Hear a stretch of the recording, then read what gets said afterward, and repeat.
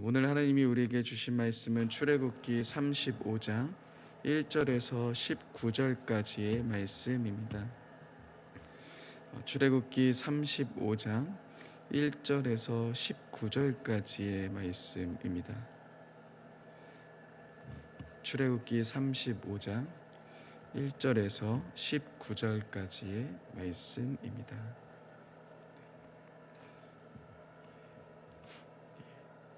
다 찾으셨으면 저희 한 목소리로 함께 읽으시겠습니다. 모세가 이스라엘 자손의 온 회중을 모으고 그들에게 이르되 여호와께서 너희에게 명령하사 행하게 하신 말씀이 이러하니라. 엿새 동안은 일하고 일곱째 날은 너희를 위한 거룩한 날이니 여호와께 엄숙한 안식일이라. 누구든지 이 날에 일하는 자는 죽일지니 안식일에는 너희의 모든 처소에서 불도 피우지 말지니라.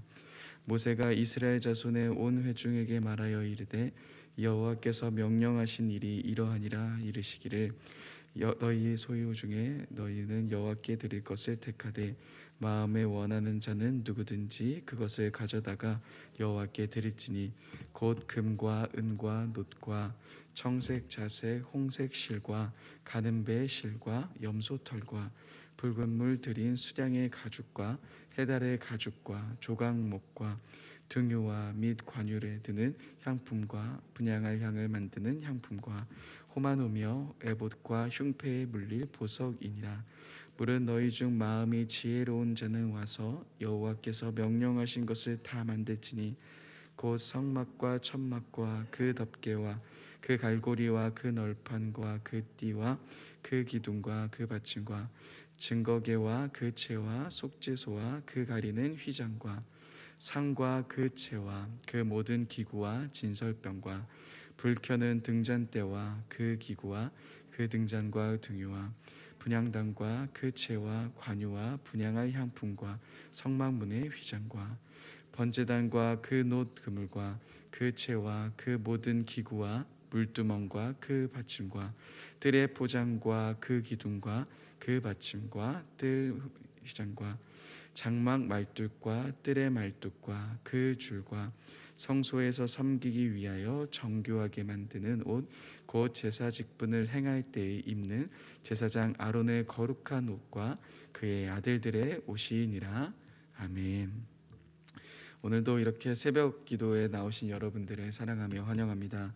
오늘 이 시간을 통하여서 하나님의 귀한 마음을 느끼고 또 그 하나님께 나의 모든 것을 드릴 수 있는 귀한 시간이 되셨으면 좋겠습니다. 오늘 저희는 다시금 하나님께로 돌아온 이스라엘 백성들에게 하나님이 성막 건축 관해 말씀하시는 이야기를 만나게 됩니다. 사실 반복되는 내용들이고 또 그래서 우리는 이 부분들을 이미 함께 말씀을 나눴기 때문에 무언가 특별히 새로운 이야기를 나누기는 힘들어 보이지만요, 그렇지만 똑같은 이야기의 반복처럼 보이지만 오늘 우리는 이 말씀을 통하여서 하나님의 마음을 알 수 있는 한 가지 힌트를 마주하게 됩니다. 의도하지는 않았지만 제가 31장 마지막 성막 건축에 관해서 여러분들과 함께 말씀을 나눴고요, 그 말씀 이후에 32장부터는 내러티브 이야기가 시작되었습니다. 금송아지를 섬기며 하나님이 아닌 우상을 섬기고 있었던 그들의 모습이 나타났고, 또다시 새롭게 말씀하시는 이야기, 성막에 관해서 말씀하시는 이야기가 바로 오늘 35장 첫 부분부터 시작됩니다. 35장 4절에서 모세는 백성들에게 이렇게 이야기합니다. 이제 성막을 만들려고 하니 하나님께 바칠 예물을 가지고 오라라고 이야기합니다. 성막 만드는 일을 시작하는 모습이 나타나죠. 그런데 우리는 이 말씀을 읽기 전에 한 가지 또다시 이상한 본문 31장에서도 비슷했는데요, 그런 흐름을 보게 됩니다. 1절에서부터 3절까지의 말씀은 지금 이 말씀의 맥락과는 약간 맞지 않는 것 같은 느낌이 듭니다. 2절 말씀을 저희 같이 한번 읽어봤으면 좋겠습니다. 2절 말씀입니다. 시작. 엿새 동안은 일하고 일곱째 날은 너희를 위한 거룩한 날이니 여호와께 엄숙한 안식일이라. 누구든지 이 날에 일하는 자는 죽일지니. 안식일에 대해서 또다시 말씀하고 계십니다. 이 안식일에는 너희가 모든 일을 쉬어야 한다라고 말씀하고 계시죠. 31장에서는 마지막 부분에 이 안식일에 대한 이야기가 등장했는데 이번에는 첫 번째 부분, 성막 건축을 이야기하시는 첫 번째 부분 35장 1절부터 안식일에 대해서 이야기를 하고 계십니다. 그런데 이 말씀은 보면 볼수록 참 이 본문의 맥락과는 맞지 않는 것처럼 보입니다. 성막 건축을 하는 일하는 것에 대해서 이제 4절부터 나오는데 먼저 쉬는 것을 이야기하는 것이 참으로 이상하게 느껴집니다. 그렇지만 여러분이 이렇게 이상해 보이는 사실이 사실 우리들의 신앙에서 정말 중요한 부분을 차지하고 있다는 것을 우리는 놓치지 말아야 합니다. 여러분, 우리는 때론 하나님이 우리에게 일을 시키는 고용주라고 생각할 때가 많습니다. 품삯을 주고 사람을 부리는 사람처럼, 그런 분처럼 무언가 하나님을 위해서 내가 열심을 다해서 일을 한다면, 하나님을 위해서 열심히 예배하고 기도하고 신앙생활을 한다면 하나님이 나에게 복을 주시는 그러한 관계로 하나님과 우리의 관계를 생각할 때가 너무나도 많습니다. 여러분, 나는 지금 하나님과 어떠한 관계를 맺고 계십니까? 또한 어떠한 관계로서 생각하고 계십니까? 제가 청년들에게 꽤 많은 시간 던졌던 질문이 있다면 이 코로나의 시기 속에서 나는 하나님과 어떤 관계로 놓여 있었는가를 생각해 봐야 한다라고 지금도 던지고 있고 계속 던져주고 있습니다. 왜냐하면 우리가 하나님과 나의 관계를 회장과 부하 직원의 관계 정도로 생각한다면 우린 너무나도 안타까운 신앙생활을 할 수밖에 없기 때문입니다. 근데 여러분, 오늘 말씀을 다시 한번 생각해 보십시다. 하나님이 만약에 이렇게 이야기하셨다면 어땠을까요? 이스라엘 백성들아, 너희가 만약 성막 건축을 제대로 하지 못한다면 너희는 정령 죽을 것이다.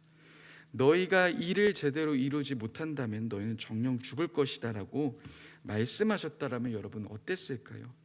무서운 일 아니겠습니까? 내가 이 일을 제대로 하지 못한다면, 내가 좋은 성과와 결과를 내지 못한다면 하나님이 우리에게 죽는다라고 말씀하신다면, 만약 그렇게 이야기하셨다면 그것은 정말 두렵고 무서운 이야기가 됩니다. 하지만 사실 잘 생각해 보면은 우리가 살아가는 세상은 이러한 외침들을 끊임없이 우리들에게 이야기합니다. 공부도 잘해야 되고요, 직장에서도 뛰어나야 되고요, 좋은 결과가 있어야 됩니다. 좋은 성과를 만들어야지만 인정받는 사회이고 그렇게 결과를 내는 사람들만이 살아남고 있는 시스템입니다. 하지만 여러분, 오늘 하나님이 이스라엘 백성들에게 말씀하신 것이 무엇이었습니까? 일을 잘해야지만 너희가 살아날 거다, 살 거다, 죽지 않을 거다가 아니셨습니다. 너희가 좋은 결과를 내면 내가 너희를 인정해 줄 거고 내가 너희를 살려줄 게가 아니셨죠. 무엇을 말씀하고 계십니까? 가장 중요한, 가장 첫 번째는 너희가 쉬어야 한다라고 말씀하셨다라는 겁니다. 너희가 꼭 안식일에는 모든 일을 멈추고 쉬어야 한다를 말씀하시는 겁니다. 그리고 이 안에서 하나님이 정말 그들에게 원하시는 마음이 담겨져 있는 것을 보게 됩니다.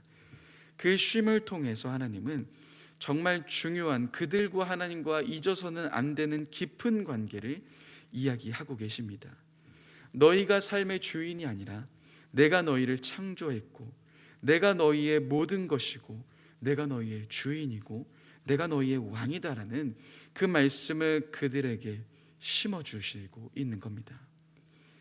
하나님이 우리의 삶의 주인이시며 나의 전부이시며 그 하나님이 나의 모든 것이고 나는 그 하나님의 피조물로 살아간다라는 이 매우 중요한 사실을, 그런데 하나님은 누구든지 할 수 있는 쉼을 통해서 이야기하고 계신다는 겁니다. 재미있는 사실은 이것은 창세기에서 아담과 하와에게도 하나님이 말씀하셨던 이야기와 비슷합니다. 여러분, 하나님이 아담과 하와에게 이렇게 이야기하지 않으셨습니다. 아담과 하와야, 너희가 동산을 좀 잘 관리해야 된다. 너희가 저쪽에 보이는 나무를 죽인다면은, 너희가 만약에 그 나무를 지키지 못한다면은 너희는 정령 죽을 거야.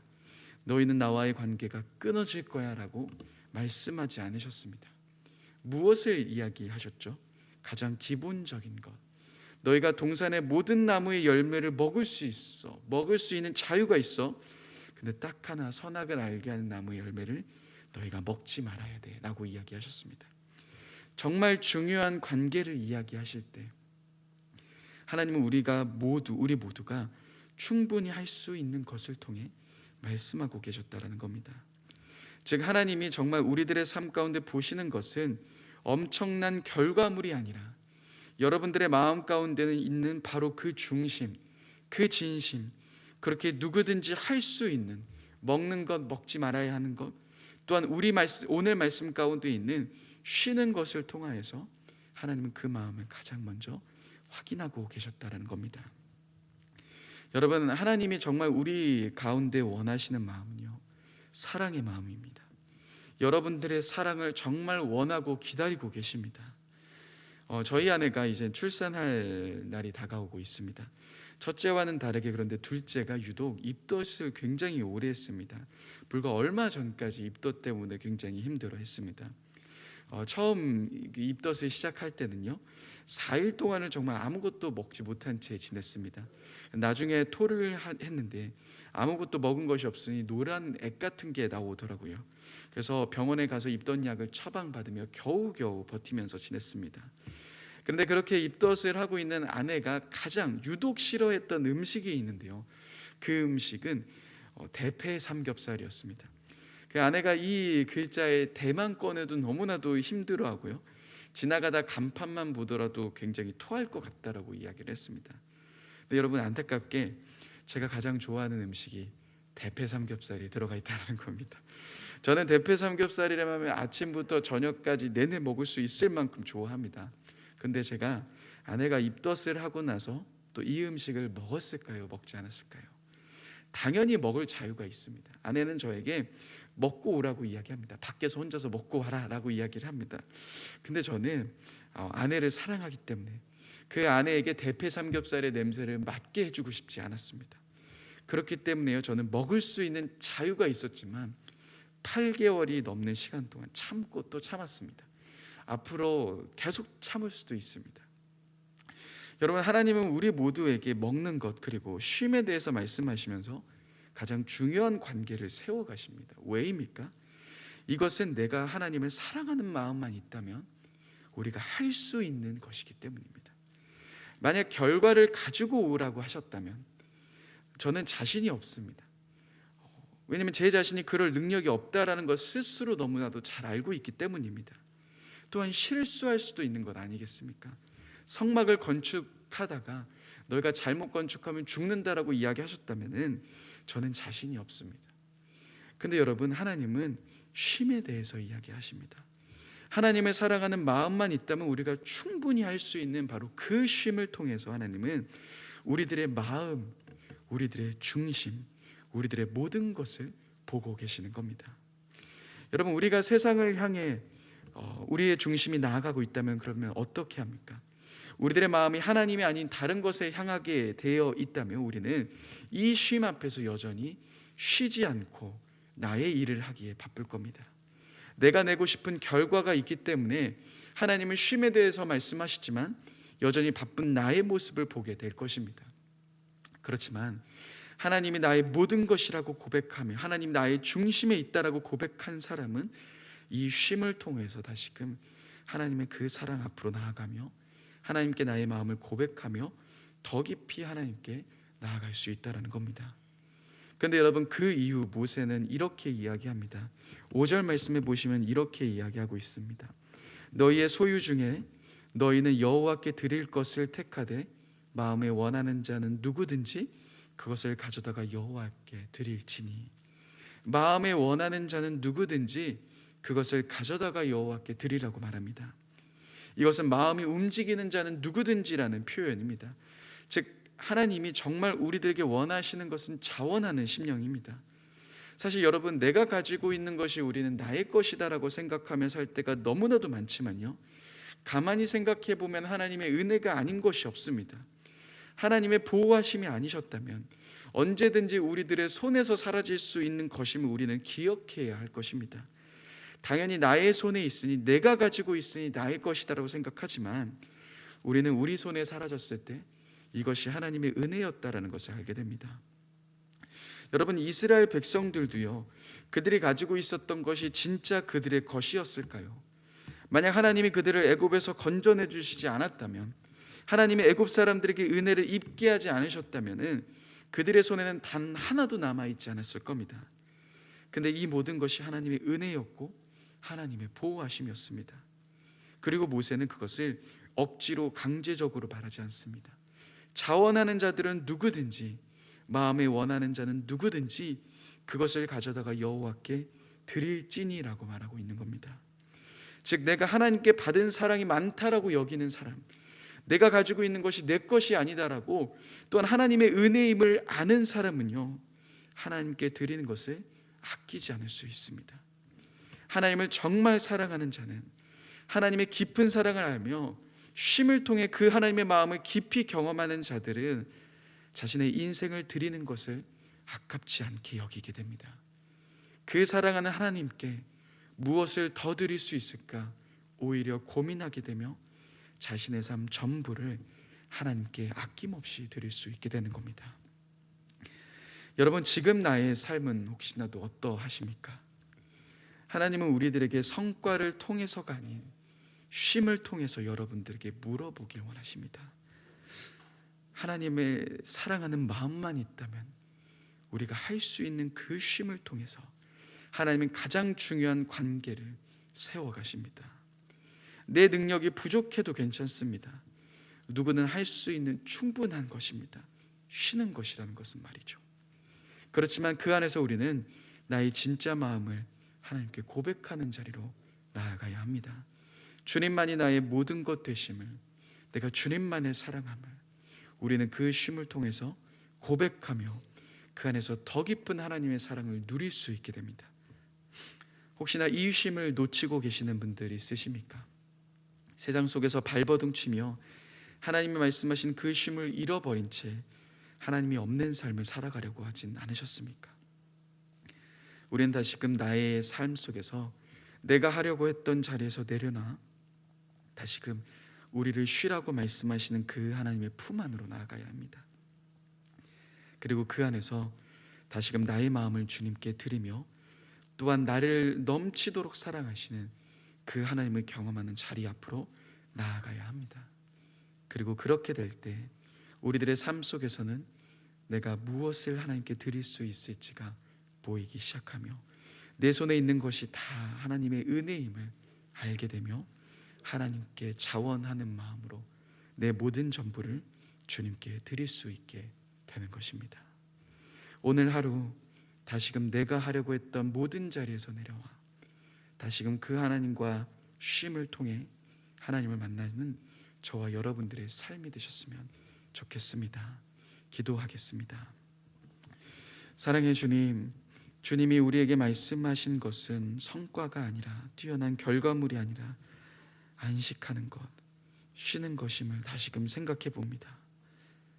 우리들은 여전히 부족하고 연약해서 좋은 결과물이 없는 삶처럼 보이지만 하나님 그런 우리를 버리지 않으셨고 우리에게 그 쉼 앞으로 나오길 끊임없이 초대하고 계시고 기다리신다라는 그 마음을 오늘 우리 다시금 생각해 봅니다.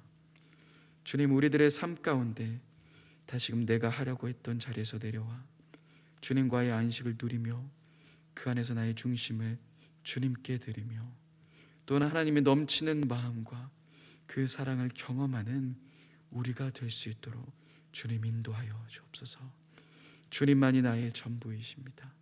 주님만이 나의 모든 것이십니다. 주님만을 사랑합니다. 주님만을 더 원합니다. 감사합니다. 귀하신 예수님의 이름으로 기도합니다. 아멘.